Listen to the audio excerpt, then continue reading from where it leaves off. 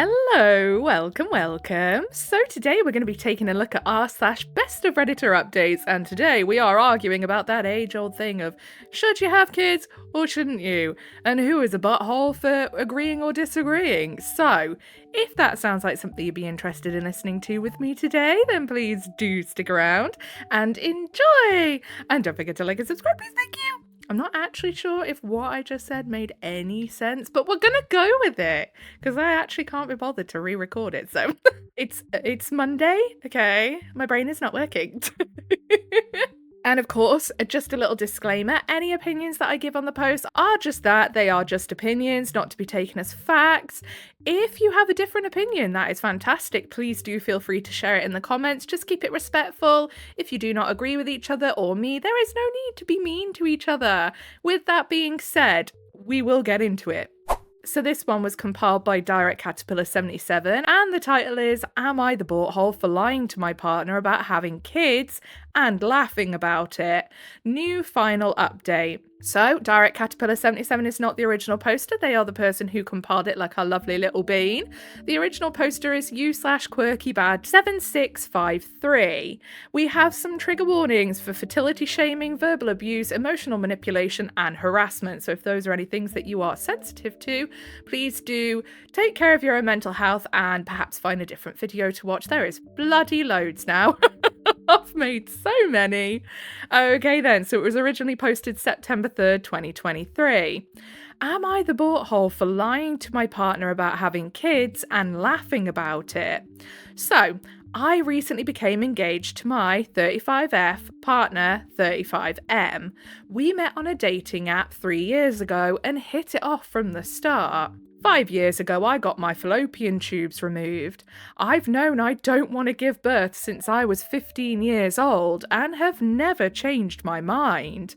I always said that if a child came into my life, I'd love it, but I'm not actively seeking that out. On my dating profile, it explicitly states child-free and infertile, verbatim. At the beginning of our relationship, my now fiancé regularly referenced other things I put in my profile, so I assumed that he'd read that part, and kids never really came up in other convos. Yeah, you would like to think that he had read that part. I have a fear though, because I've seen different posts that very much played out the way I'm thinking this might, where they did read it. They just decided, I could change your mind. I have a horrible feeling that's where we're going on this. I don't know if he realises, though, that fallopian tubes do not return once they have been taken. Well, last night he mentioned that I should consider stopping my birth control since now we're engaged, and given our ages, we should start trying for kids. Yeah, that's not something you come up with out of the blue. I honestly thought he was joking and laughed. He got frustrated and asked me why I thought it was funny, and I reminded him that the second line of my dating profile said that I was ostensibly infertile. He was shocked and called me a liar. I happened to remember that I sent a screenshot of my dating profile to a friend for review around that time and pulled up the old convo with her to show him the time and date, and that indeed it stated I was child-free. I told him I had my tubes taken out, so there was no chance of me getting pregnant without outside help. IVF is technically still an option, but I don't want to put my body through that. And yeah, I mean, if you've gone through the trouble to have your fallopian tubes yeeted into oblivion, why would you go all the way, through IVF and stuff if you hadn't, enthusiastically changed your mind on your stance, which obviously this OP clearly hasn't done. He stormed out and his mum called me crying that I've ruined his life. It is not the OP's fault that your son has zero reading comprehension skills, my love. His sister sent me a long message about how getting my tubes removed should be illegal and how I'm a monster for stringing my fiancé along. To be honest, his family never really liked me because they think I'm beneath them. A cousin told me it's because I'm fat. Rude. True, but I'm also pretty active. Regular walks with my dog, hiking, biking, swimming, paddleboarding, and a little snowshoeing. Flippin' heck, OP, do you ever have chance to sit down? Oh my goodness. None of which my fiance does with me. And a career woman in a male-dominated field. Plus, we share the household labor 50-50, and I make more money than he does.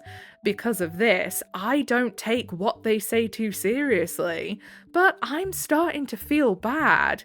His family believes I stole years of his life and ruined future chances of being a father by lying about my fertility status. But you didn't lie, so that's complete bullshit.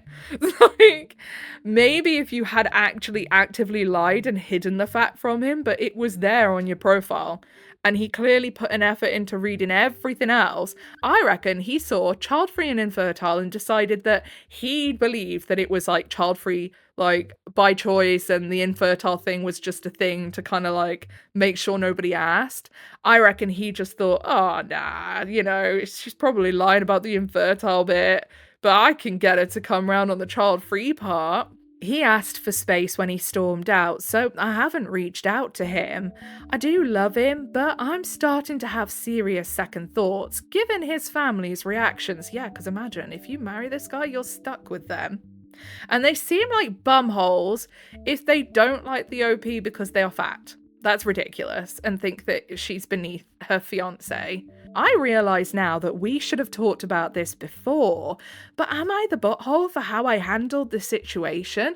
Well, no, because if you've gone ahead and put that there on your profile, why would you think to bring it up again? Like, you'd think, oh, they've read my profile, they see that, they haven't brought up wanting kids, so I assume we're on the same page. Like, yes, you could say that you shouldn't assume and these things need talking about, but when you've put it there in black and white, you can understand why the OP would assume that, you know, that's something that the fiancé was okay with. Update September 3rd, 2023. So, my fiancé came home this morning and I asked him if he wanted to talk. He said there was nothing left to talk about. I asked if he wanted the ring back and he got angry. I've never seen him like this, and I tried to speak to him calmly, but he was just yelling about how I was giving up and wouldn't even talk to him. I reminded him that I'd asked if he wanted to talk and he said no, to which he responded that he didn't think I'd go all crazy over a disagreement. What? You're the one who stormed out, mate. What are you on about?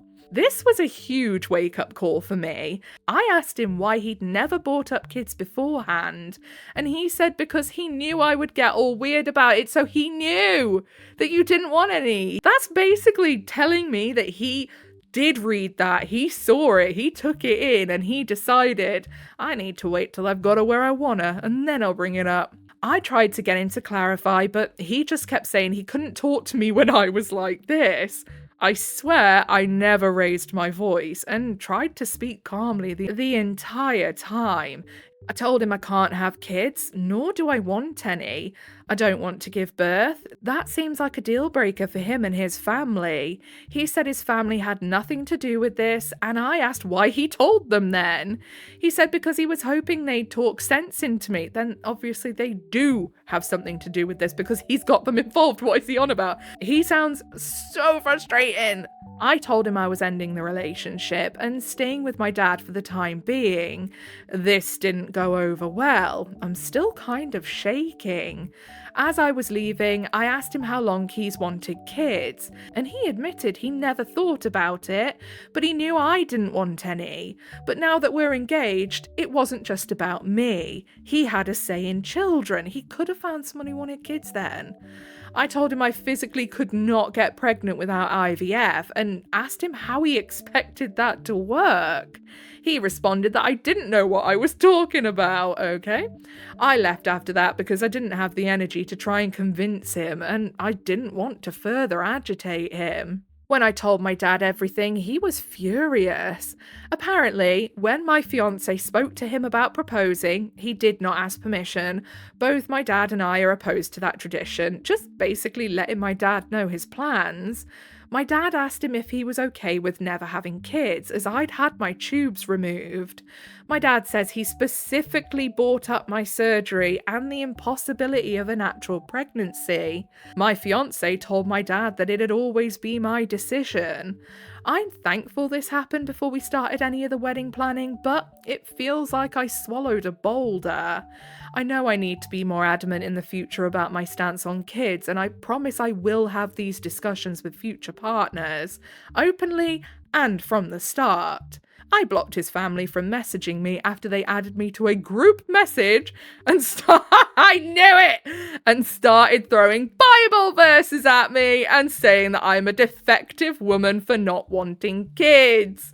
Why? See, these are the types of religious people that give the good religious people a terrible name, and it's so frustrating. Like, be normal, for God's sake. Just be normal. I don't have the energy right now to be petty, so I just blocked them. I don't blame you one bit. My goodness. My dad is going to help me move my stuff the next couple of days. I need to talk to the landlord and figure out the lease. I'm financially stable enough to pay most of the fees, I think, but I doubt my now ex-fiancé can afford the rent on his own. The only text I've received from him just said, "You'll regret this." I highly doubt that. I don't believe this is meant as a threat, but I'm being cautious just in case. Yeah, probably is a good idea. Thank you all for the feedback. It was helpful to understand where I went wrong. This was my first long-term relationship and I fucked up a lot of the communication. But I know it's not just on me. Exactly, it takes two.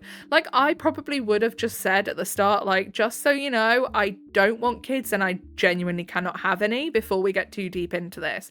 However, I do understand why the OP might not have thought that that would be necessary, considering it was there in black and white, and he was quoting other things from her profile to her, so she was probably like, he's read it all, he knows the deal, and he hasn't brought kids up either.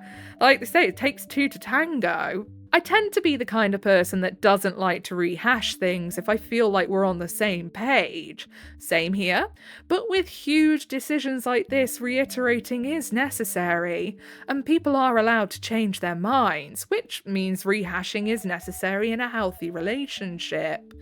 And then we have a new update. Final update, February 9th, 2026, 2.5 years later. Goodness me. I love it when we get these posts that are like a couple years later, because usually by then everything's wrapped up and then we have a good, nice rounding off of everything. Like, I do like that. It pleases my brain that needs a bit of finality to everything. Hi, so I completely forgot about this account until recently, and I figured I'd give an update since the story got both crazier and then a bit anticlimactic, and a few people have asked. I'm going to give fake names so it's easier. Ex-fiancé is Josh, his sister will be Jill. Moving out was pretty easy. Josh wasn't around, but I did find a few of my things in odd places that I suspect was intentional to make me leave them behind. It was quiet for about a week, but then I got called into an impromptu work meeting.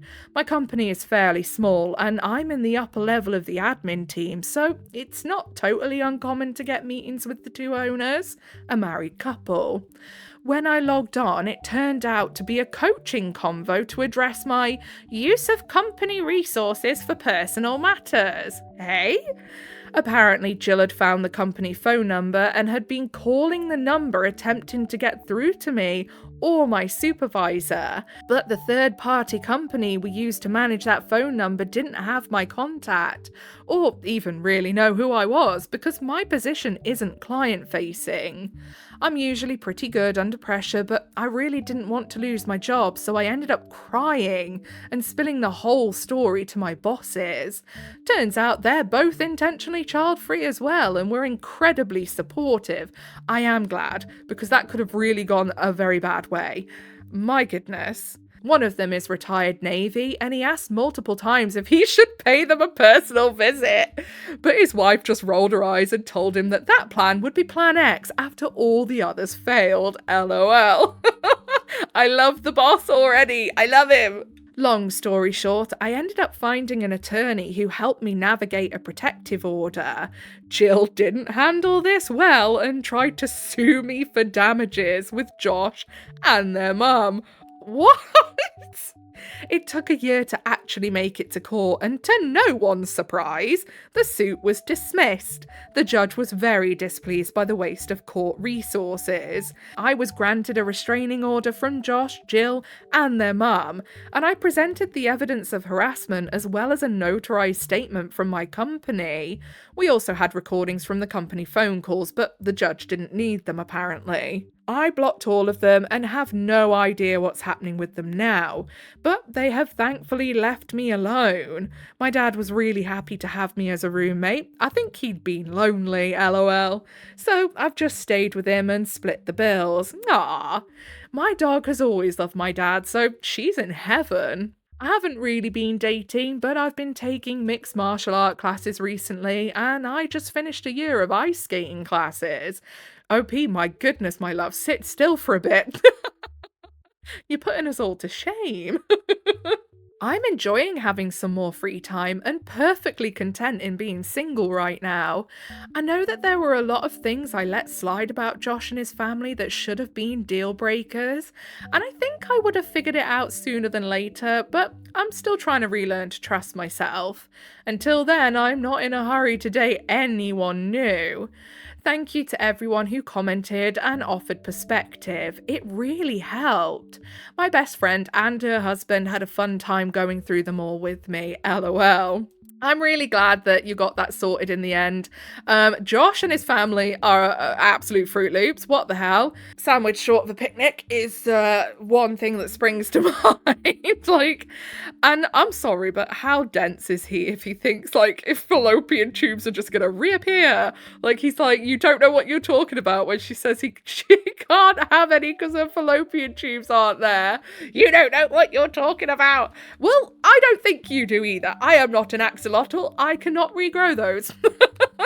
My goodness, I am just so glad that there was no wedding. They didn't actually get married. Could you imagine having to try to divorce this bloke and get rid of his family after a marriage? Oh, his mum would have turned up wearing white, I bet, and his sister. So, down in the comments of the Best of Redditor Updates post, Peregrine Bullet. Haha! Got there in the end.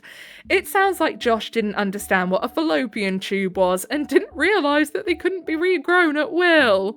And then Cockbeal says, there are a scary number of people who think that they can be. I had a nurse tell me that I still needed to be cautious after I had my tubes removed because they can grow back.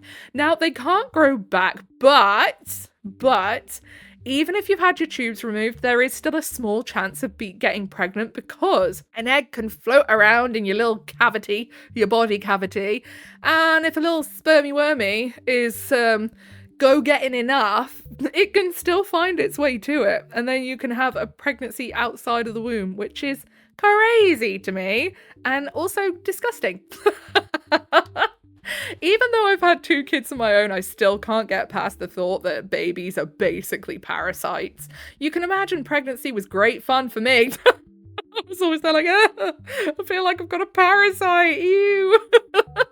But yeah, I think that the OP, like the OP said, they acknowledge that realistically this is something that they should have spoke about with the fiance from the beginning. And I do get that. And I do agree, when it comes to something like kids, and you're never going to want them, you're never going to have them, I think it does pay just to double check that you're on the same page, that they understand that that is something that you neither can do or want to do, even if it's not because you're infertile either, even if, there is a chance to get pregnant naturally, but you just don't want to. You've got to really put your foot down with things like that, because the last thing you want to do is waste a ton of time in a relationship for then something like this to happen.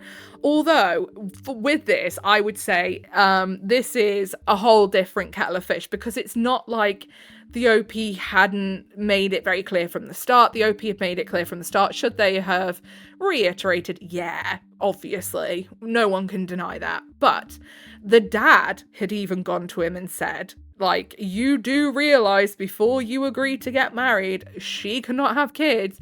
Physically not possible, well, apart from that.